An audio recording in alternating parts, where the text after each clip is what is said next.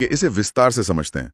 आज हमारा मिशन सिर्फ हड्डियों के नाम रटना नहीं है, बल्कि स्मार्ट निमोनिक्स और ट्रिक्स से इन्हें दिमाग में हमेशा के लिए छपना है। ये सबसे सही अप्रोच है पढ़ने की। जब आप किसी चीज का क्यों समझ लेते हैं ना, तो क्या अपने आप याद रहता है। तो बेसिक से शुरू करते हैं। हमारा कंकाल तंत्र मुख्यतः दो चीजों से बना है, हड्डी यानी बोन और उपास्थि यानी कार्टिलेज। राइट। और यहीं से एक सबसे कॉमन कंफ्यूजन शुरू होता है। 206 हड्डियों वाला, हाँ वही मैं पूछने वाला था।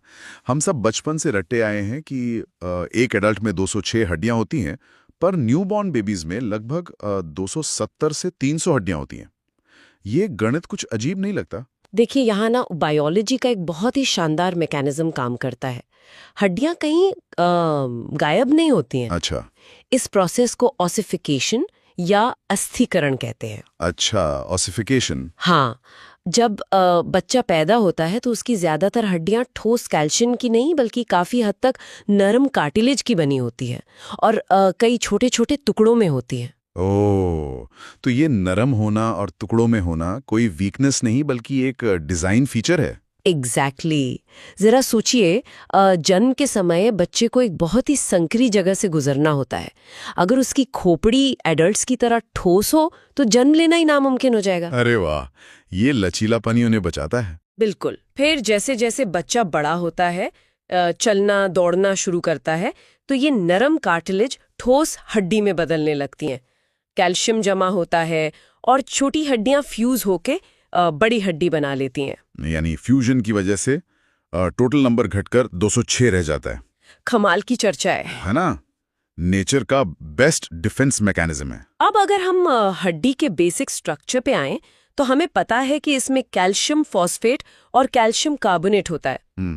पर क्या सिर्फ कैल्शियम ही इसको मजबूती देता है? नहीं, कैल्शियम इसको कठोरता जरूर देता है, लेकिन इसकी असली ताकत एक प्रोटीन में छुपी है जिसे ओसीन कहते हैं। Ossein protein? हाँ, अगर हड्डी में सिर्फ कैल्शियम होगा ना, तो वो कांच की तरह चटक के टूट जाएगी।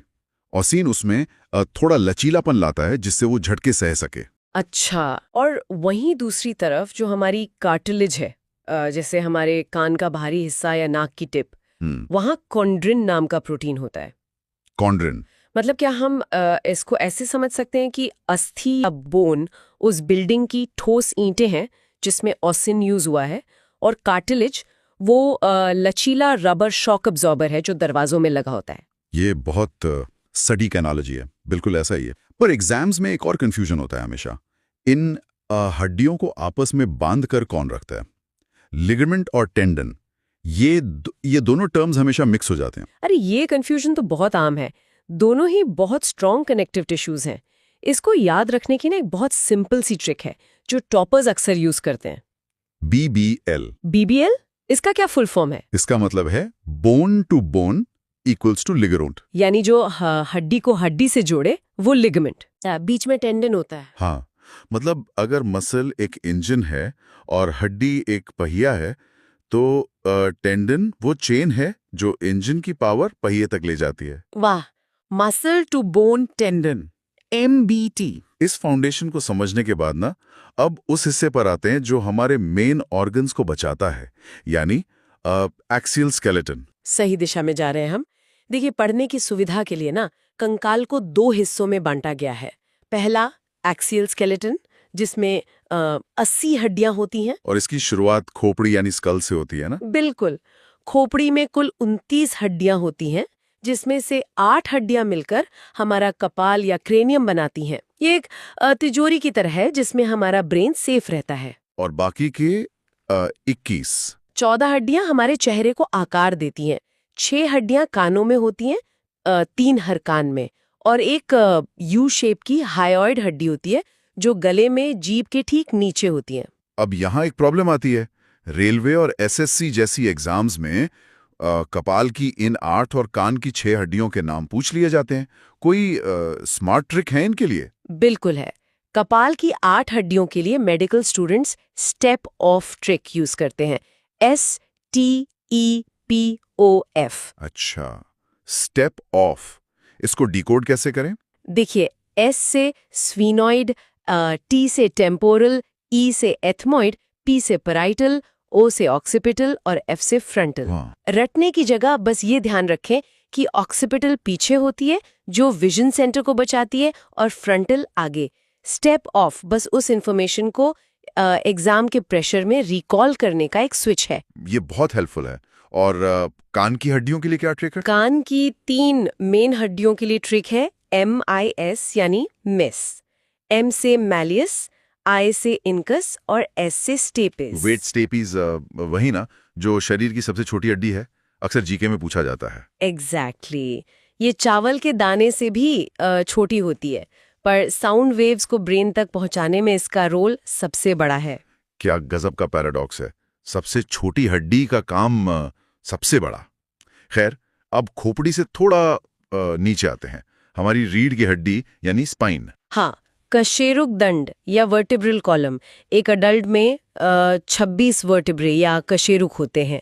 बचपन में ये 33 होते हैं, पर बाद में नीचे के हिस्से जुड़कर सैक्रम और कॉक्सिक्स बना लेते हैं, जिससे नंबर 26 रह जाता है।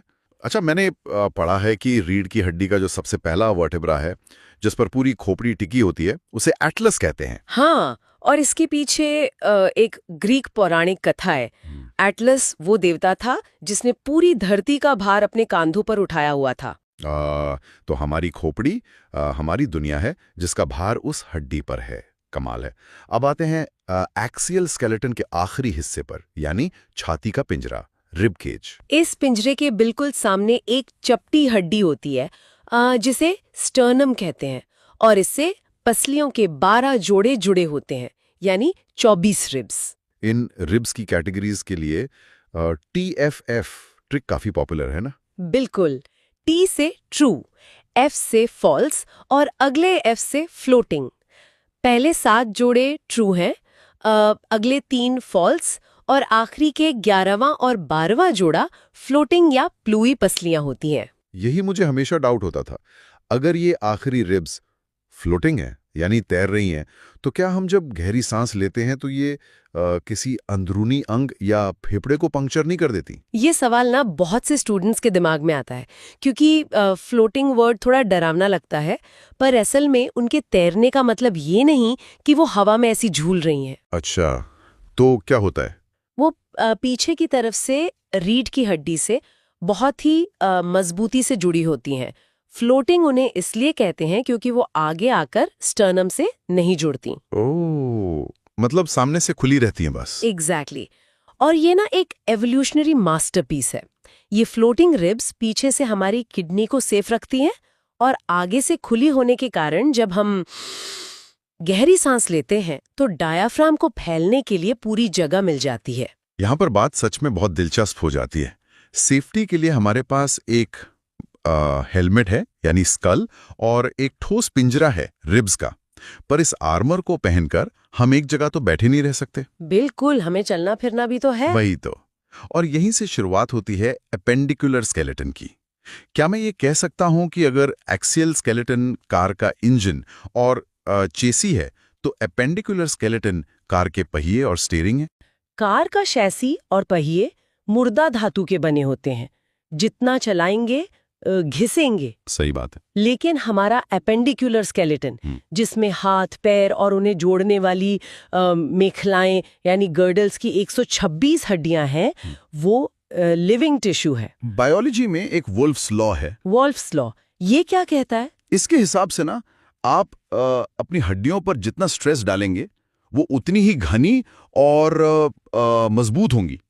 तो ये ऐसे पहिए हैं जो चलने पर और स्ट्रांग होते जाते हैं। अरे वाह, ये तो बहुत ही बेहतरीन डिस्टिंक्शन है। तो अब इस 126 हड्डियों का हिसाब समझते हैं। ये काफी सिंपल है। दोनों हाथों में मिलाकर 26 हड्डियां होती हैं, 30-30, और दोनों पैरों में भी 60 हड्डियां होती हैं, 30-30, यानी 120 हो गई। हाँ, बाकी की 6 हड्डियां गर्डल्स की होती हैं, जो हाथ पैरों को हमारे धड़ से जोड़ते हैं। हाथ की 30 हड्डियों को याद रखने के लिए एक सेंटेंस मैंने कहीं सुना था, he runs under clear moonlight path. ये काम करता है यहाँ? बिल्कुल काम करता है। देखिए, H से ह्यूमरस जो ऊपरी बांह की हड्डी है, R से रेडियस और U से अल्ना जो निचली बाह में होती है, अच्छा। और क्लियर से C से कार्पल्स यानी कलाई, यस। एम से मेटाकार्पल्स यानी हथेली और पी से फिलेंजस यानी उंगलियां। वाह। और पैरों के लिए क्या ट्रिक थी? Fast players train for tough match practice, है ना? एग्जैक्टली। एफ से फीमर यानी जांघ की हड्डी, पी से पटेला यानी घुटना, टी से टिबिया और एफ से फिबुला जो पिंडली की हड्डियां हैं, फिर टी से टार्सल्स यानी टखना, एम से मेटाटार्सल्स और पी से वही फलेंजेस। मैं यहाँ एक बात पर जोर देना चाहूँगा जो यूपीएससी का फेवरेट सवाल है, फीमर बोन। बॉडी की सबसे लंबी और सबसे स्ट्रांग हड्डी है ये।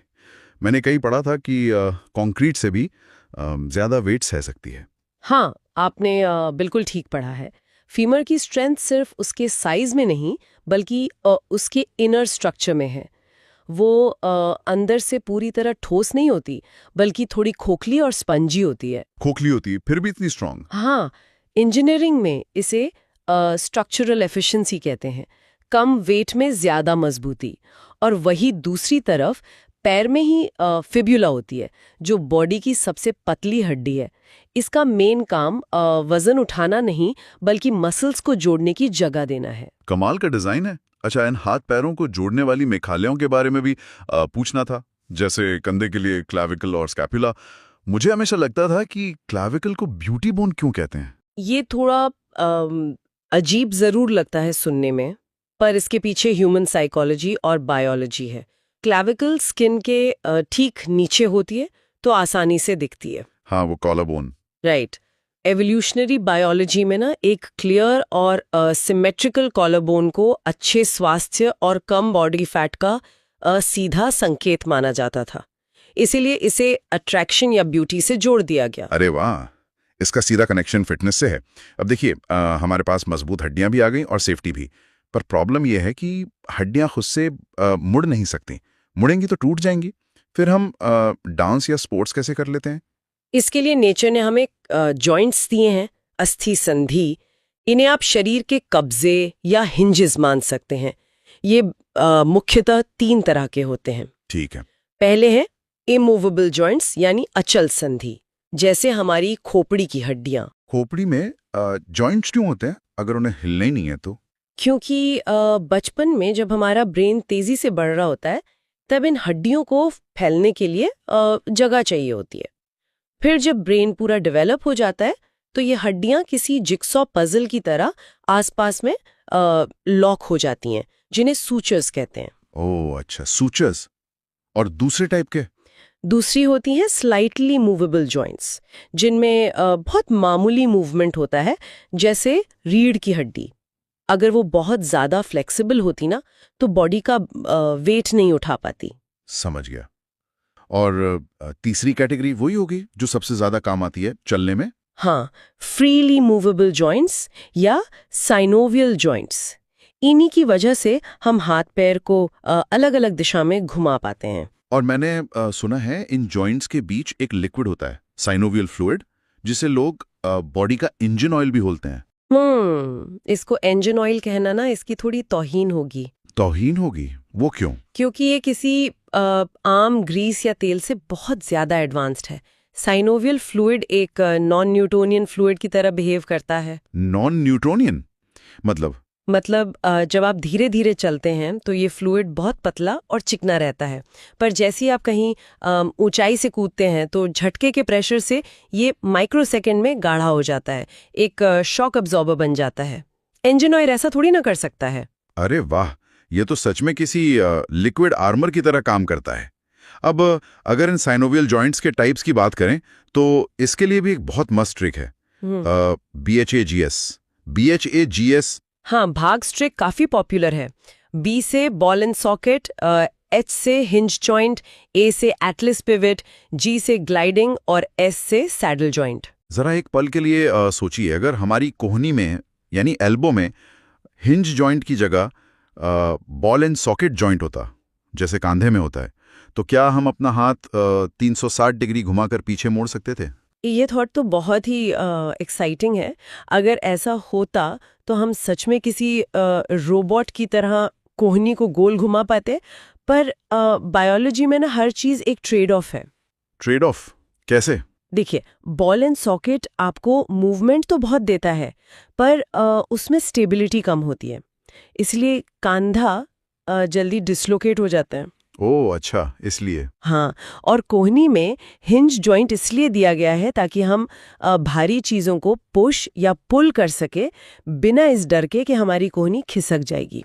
और ऐसे जो सैडल जॉइंट होता है हमारे अंगूठे में, वो भी तो कितना इम्पोर्टेंट है। उसी की वजह से हम पेन पकड़ते हैं या मोबाइल पर टाइप करते हैं। बिल्कुल, इवोल्यूशन का बहुत बड़ा वरदान है वो। तो इन सब का एंड में मतलब क्या निकलता है? एक तरफ ये इतनी बेहतरीन मशीनरी है, पर जब ये मशीनरी खराब होती है तो क्या होता है? एग्जाम्स में डिजीजेस पर काफ़ी सवाल आते हैं। जब ये सिस्टम खराब होता है तो पूरी लाइफ डिस्टर्ब हो जाती है, जैसे ऑस्टियोपोरोसिस, जिसमें कैल्शियम की कमी से हड्डियां भुरभुरी होने लगती हैं। और आर्थराइटिस, जिसमें जॉइंट्स में पेन होता है। हाँ, आर्थराइटिस में सिनोवियल फ्लूइड और कार्टिलेज में प्रॉब्लम आती है, जिससे सूजन हो जाती है। इसके अलावा गाउट और रिकेट्स जैसी बीमारियां भी आम हैं। पर एग्जाम्स में गाउट और रिकेट्स में ही स्टूडेंट्स सबसे ज़्यादा फंस जाते हैं। और इसीलिए एक ट्रिक है GURD, जो यहाँ बहुत काम आती है। G से गाउट और U से यूरिक एसिड, यानी गाउट यूरिक एसिड के बढ़ने से होता है। पर यूरिक एसिड बढ़ने से जॉइंट्स में दर्द क्यों होता है? क्योंकि यूरिक एसिड ना जॉइंट्स के बीच में जाकर छोटे छोटे सुई जैसे शार्प क्रिस्टल्स बना लेता है। जब आप चलते हैं तो ये क्रिस्टल्स अंदर कांच की तरह चुभते हैं, इसलिए इसका दर्द इतना असहनीय होता है। बाप रे। और रिकेट्स का क्या कनेक्शन है GORD से? GORD का जो आखिरी हिस्सा है R और D, R से रिकेट्स और D से विटामिन D। विटामिन डी की कमी से बच्चों की हड्डियां नरम होकर मुड़ने लगती हैं, जिसे रिकेट्स कहते हैं। यानी अगर हम एक बड़े पर्सपेक्टिव से देखें तो हमारा कंकाल कोई मुर्दा पत्थर नहीं है। हमारा खाना पीना, हमारी लाइफस्टाइल, ये सब सीधे तौर पर तय करता है कि आगे चलकर हमारी हड्डियां हमारा साथ देंगी या नहीं। एकदम सही निष्कर्ष निकाला आपने। चर्चा को खत्म करने से पहले कुछ रैपिड फायर फैक्ट्स हो जाएं जो किसी भी एस्पिरेंट को उंगलियों पर याद होने चाहिए। सबसे बड़ी हड्डी फीमर, सबसे छोटी स्टेपीज और सबसे पतली फिब्यूला। पर शरीर की सबसे मजबूत हड्डी कौन सी है? वो है मैंडिबल, यानी निचले जबड़े की हड्डी। ये इतनी मजबूत होती है कि इंसान का जो बाइटिंग फोर्स है वो किसी आम हड्डी को चटकाने के लिए काफी है, पर मैंडिबल इससे इजीली सह लेती है। कमाल की बात है। और पढ़ाई की ब्रांचेस का क्या नाम था? हड्डियों के अध्ययन को ऑस्टियोलॉजी कहते हैं और जॉइंट्स की स्टडी को आर्थरोलॉजी। ये दोनों वर्ड्स हमेशा याद रखने चाहिए। तो आज की इस गहन चर्चा में हमने सिर्फ 206 हड्डियों को गिना नहीं है, बल्कि उनके पीछे का साइंस समझा है। मुझे यकीन है ये SSC, UPSC और रेलवे वालों के लिए एक game changer episode, deep dive साबित होगा।